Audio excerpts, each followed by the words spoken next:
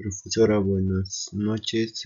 Compañeros, buenas noches. Voy a presentar lo que es mi Activity Speaking 3.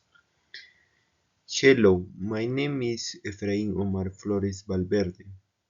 On my last vacation, I went to Puno, which my family visited Lake Titicaca, took a boat ride and saw the Flu Temple.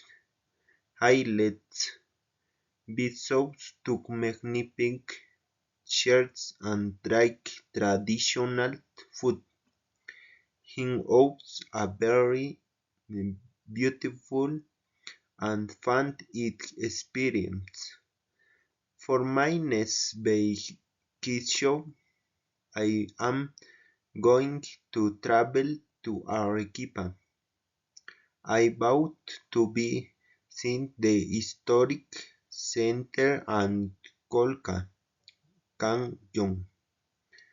I would like to try traditional food like rocoto relleno.